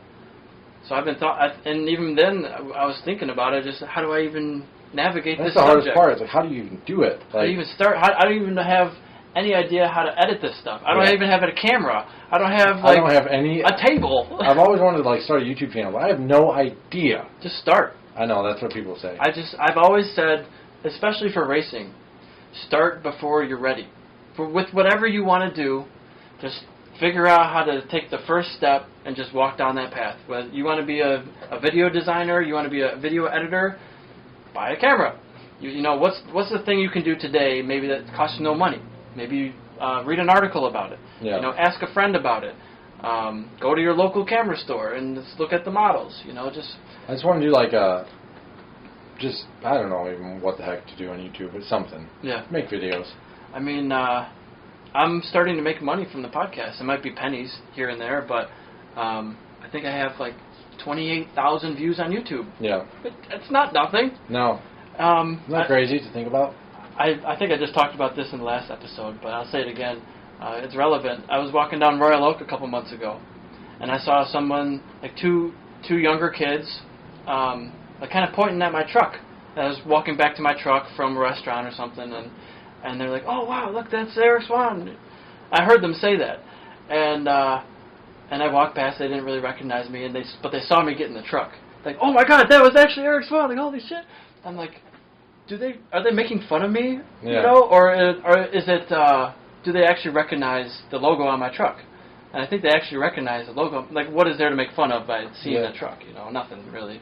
So I was like, people are actually starting to recognize this. Yeah. And you never know, their dad might race or something. oh yeah, and it's you just got to put it out there and see what happens. And, see where it goes. Yeah, I just want to do it for myself too, which is the nice thing. I don't really care how it does. Yeah, and I was really disappointed at starting this, and there's no views. I got 7 views on some of these videos, and you just can't get taken back by that. You just got to keep doing it, and if everyone gave up on that first video, imagine how crappy it would be. Yeah, so I'm sure at episode 100, I hope I'm better than episode 10. Yeah. Right? You should be getting better at some point. And I don't think I stutter too much. I don't think I say things like or every other word. Right. People hate that kind of speech. Yeah. Right? It's annoying to hear. Yeah, it probably takes a while for you to, if you talk like that, it'd be hard for you to see that. And you can watch your video back and be like, okay, can't do that no more. Yeah. And I'm not perfect with my speech. I might swear, but I'm just trying to be myself. Yeah, but you got to just be yourself in these things. If you don't swear, you swear in real life. Yeah. So that's how I feel. I think swearing's important sometimes, right? It conveys a certain message that you couldn't say another way. Yeah. That's why we have those words. Yeah. Yeah. It's True. just all depends on the context, and I probably shouldn't swear too much in a job interview unless it's for I don't know, a construction job or something. Yeah. Maybe. Yeah. Yeah. Well, that's part of the language. Yeah. But yeah, that's true. But depends what you're doing. So that's hour 37, so we can wrap it up. But let's go do some sim racing. Yeah, I'm gonna do a couple, and then I got a 2-hour ride home. Oh yeah, that's right. So where can people find you online? They can't. You're not out there anymore. Yeah, they really can't right now. Trying not. I mean, my Instagram, Jeff O'Berry, the Jeff O'Berry, or something like that. I don't even freaking know. But I got 170 followers. I don't even pay attention to it. Yeah. There's no way, really. Just Strava. Strava? Yeah, I don't even know what my name is on Strava. I could look it up, but I have no idea. Jeff O'Berry. I don't know. So, but yeah, I'm on Strava every day. But yeah, no, I'm not really looking for people to find me, which is nice. Laying low. Yeah. Like I said, I want to start the YouTube channel, but I don't even know what the heck I'll call it. Yeah. Probably just my name. Because I don't even know what it's going to be about. So. I wanted to call this something like Racecraft. Yeah. But EricSwahnRacing is already the website name, so we'll just go with that. You got the logo. Yeah. It's who you are. Yeah. So. I mean, you can't say I'm not interested in racing with my name's on it, right? Yeah. Yeah, for sure. There was a guest who I wanted to have on here who it just didn't work out. schedule-wise. Yep. But she was saying like, "Oh, please don't use my name." I was like, "Do you realize my name is the name of the business?" Like, some people are really scared about that stuff, putting their name out there. Yep. And I was too. Like, growing up as a kid, it was always like, "Don't put your name out on the internet." Like, "No, look, Mom, sorry." Yeah. Well, your name's out there no matter what. Yeah. So if you know someone's name, you just put it in Google. And Yeah. It pulls up. You can't hide it. No, not now. So that's over. That's long gone. But cool. Well, let's go do some sim racing. All right. Thanks for talking, man. Yeah. Thanks for having me. For sure.